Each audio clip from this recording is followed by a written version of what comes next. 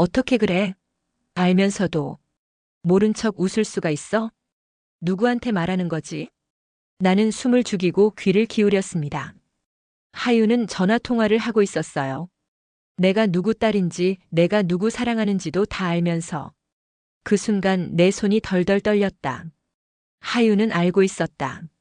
내가 누구인지, 자기가 누구 딸인지, 지금 누구 옆에 누워 있는지도 다 알고 있었다. 그 순간 복도에 서 있던 나는 온몸에 힘이 빠지는 느낌이었습니다. 다리가 후들거려 벽에 기대고 서야 했죠. 머릿속이 하얗게 변했습니다. 그런데 계속 들려오는 하윤의 말에 나는 더 충격을 받았습니다. 맞아, 이모. 내가 너무 무모한 걸까? 근데 난 이제 더 이상 물러설 곳이 없어. 그 사람이 내 아버지라고 생각하니까 더 미쳐버릴 것 같아. 이모? 아버지? 그러니까 하유는 내가 자기 어머니라는 건 알고 있지만 태준이 자기 아버지라고는 생각하지 않는다는 거야? 그때 현관문이 열리는 소리가 들렸습니다. 태준이 돌아온 거예요. 나는 급히 침실로 돌아와 불을 끄고 누웠습니다. 머릿속은 온통 하윤의 말들로 가득했어요. 그럼 하윤은 태준이 자기 아버지가 아니라고 생각하고 있다는 거야? 그럼 왜 그와 연인 관계를? 그리고 그 이모는 누구지? 하윤을 찾아왔던 그 여자? 온갖 생각이 뒤엉켜 잠을 이룰 수가 없었습니다. 옆에 누운 태준을 바라보며 나는 그에게 물어보고 싶었어요. 당신은 알고 있었어? 하윤이가 내 딸이라는 걸? 그래서 그 아이를 유혹한 거야? 하지만 그 질문은 목구멍 끝에서 맴돌 뿐 입 밖으로 나오지 않았습니다. 이제 더 이상 물러설 수 없습니다. 내일 하윤을 직접 만나 모든 것을 물어볼 겁니다. 그리고 태준에게도 진실을 요구할 겁니다. 이 게임의 끝이 어떻게 될지는 아무도 모릅니다. 하지만 적어도 내가 이 게임의 주도권을 쥐려고 합니다. 더 이상은 숨겨진 진실에 휘둘리고 싶지 않으니까요. 오늘 저는 새로운 결심을 합니다. 미경이란 여자가 진실을 마주하는 여자가 되기로. 그러니 기다려요, 하윤아. 엄마가 이제 갈게. 그리고 태준, 당신에게도 할 말이 있어요. 모든 거짓말이 끝나는 곳에서 우리는 서로의 진실을 마주하게 될 거예요. 오늘 저는 하윤을 만났습니다. 그 아이에게, 아니 제 딸에게 모든 진실을 털어놓기 위해서였습니다. 강남 한복판의 조용한 카페. 사람들 틈에서 멀찍이 떨어진 구석자리. 창밖으로는 봄비가 조용히 내리고 있었습니다. 하윤아. 아니, 하윤 씨. 오늘은 그냥 제 말 좀 들어주겠어요? 제 목소리는 떨리고 있었습니다. 그 아이는 말없이 제 얼굴을 바라보며 고개를 끄덕였습니다. 27년 전 내가 너를 낳았어. 그리고 널 포기했어. 그 말이 입 밖으로 나오는 순간 제 가슴에 맺혀있던 무언가가 와르르 무너져 내렸습니다. 저는 두 손을 모아 쥐고 고개를 깊이 숙였습니다. 정말 미안해. 살면서 단 하루도 잊은 적 없었어. 하지만 그게 용서받을 수 있는 이유가 되지 않는다는 걸 알아. 한참의 침묵 끝에 하윤이 입을 열었습니다. 처음부터 다 알고 있었어요. 고등학생 때 보육원 서류를 통해 엄마 이름을 봤어요. 그 아이의 눈에는 눈물이 고여 있었습니다. 처음엔 복수하고 싶었어요. 날 버린 이유도 알고 싶었고 왜 그런 선택을 했는지 직접 듣고 싶었어요. 그런데 막상 엄마를 마주하고 나니 이상하게도 복수가 아니라 한 번만이라도 날 안아줬으면 좋겠다는 생각이 들었어요. 그 말을 듣고 저는 눈물을 참을 수 없었습니다.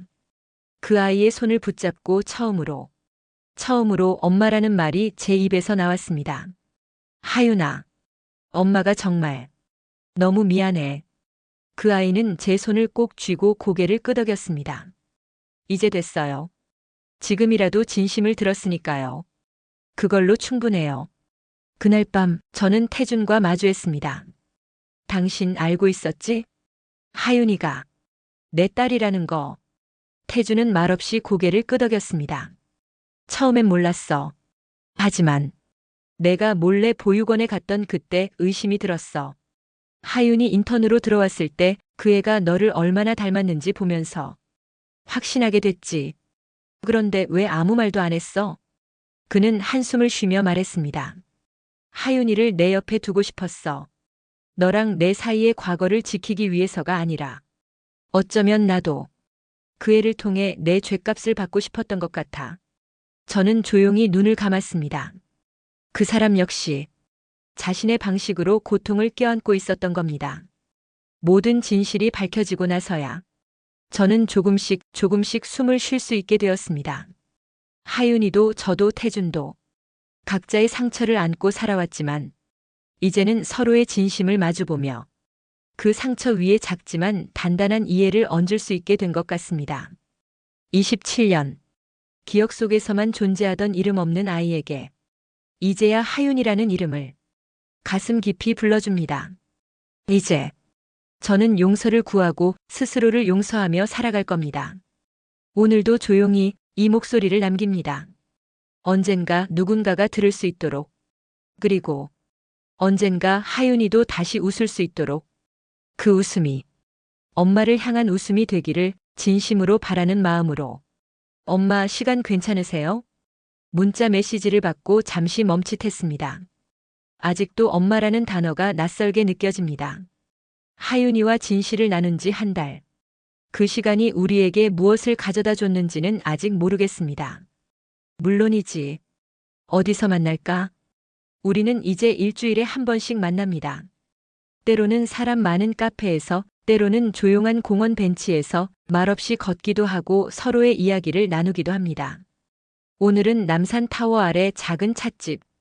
우리가 처음 진실을 나눴던 그곳보다 조금 더 높은 곳에서 서울을 내려다보며 얘기하고 싶다고 했습니다. 하윤이 도착했을 때 그 아이는 조금 들떠 보였습니다. 좋은 소식이 있어요.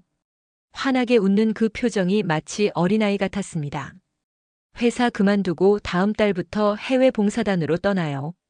1년 정도 아프리카에 있을 것 같아요. 그 말을 듣는 순간 저는 마음 한켠이 무너져 내리는 듯 했습니다. 겨우 찾은 딸이 다시 멀리 떠난다니. 그래. 그렇구나. 목소리가 떨리는 것을 감추려 차를 한 모금 마셨습니다. 태준 씨는 알고 있니? 하윤은 조용히 고개를 끄덕였습니다. 사장님께는 벌써 사직서 제출했어요. 그리고 우리 사이도 정리했어요. 창밖으로 시선을 돌리며 하윤이 말을 이었습니다. 처음엔 혼란스러웠어요. 내가 왜 그 사람에게 이끌렸는지. 아마도 무의식적으로 아버지를 찾고 있었나 봐요. 하윤의 눈가에 맺힌 눈물이 말합니다. 모든 것이 복잡하게 얽혀 있었다고. 그 아이의 상처가, 저의 상처가, 어쩌면 태준의 상처까지도. 하윤아. 제 손이 그 아이의 손을 살며시 감쌌습니다. 더 이상 멀어지지 말아달라고, 이제 와서 또 떠나지 말아달라고 말하고 싶었습니다. 1년 후에 돌아와요. 그때는 정말 새롭게 시작할 수 있을 것 같아서요. 하윤의 눈에는 작은 희망의 빛이 있었습니다. 떠나는 것이 아니라 돌아오기 위해 잠시 거리를 두는 것이라고. 그 눈빛을 읽는 순간 제 마음도 조금씩 편안해졌습니다. 그리고 돌아오면 엄마랑 같이 보육원 봉사활동도 하고 싶어요. 나처럼 부모를 기다리는 아이들을 위해 뭔가 해보고 싶어서요. 그 말에 저는 뜨거운 눈물이 쏟아질 것 같았습니다. 제가 버렸던 그 아이가 이제는 다른 아이들에게 제가 주지 못했던 사랑을 나누려 하고 있었습니다. 하윤아, 미안해. 또다시 미안하다는 말이 나왔습니다. 평생 그 말을 해도 부족할 것 같았습니다. 하윤은 고개를 저었습니다. 이제 그만 미안해하세요. 이미 지나간 일이잖아요. 중요한 건 지금부터예요. 창밖으로 봄비가 내리기 시작했습니다. 우리가 처음 만났던 날처럼. 하지만 이번에는 그 비가 끝나면 무언가 새로운 것이 시작될 것 같은 기분이 들었습니다. 엄마, 혹시 제가 떠나기 전에 사진 한 장 같이 찍을 수 있을까요? 하윤이 조심스럽게 물었습니다. 그리고는 쑥스럽게 웃으며 덧붙였습니다. 평생 엄마랑 같이 찍은 사진이 한 장도 없었거든요. 저는 말없이 일어나 그 아이 옆에 앉았습니다. 어색하게 어깨를 맞댄 채 우리는 처음으로 모녀의 사진을 찍었습니다.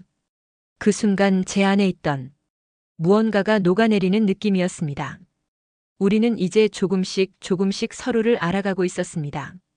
하윤이 떠나는 날 공항에서 저는 그 아이를 꼭 안아주었습니다. 27년 만에 처음으로 진심으로 안아준 포옹이었습니다. 건강하게 지내고 자주 연락해.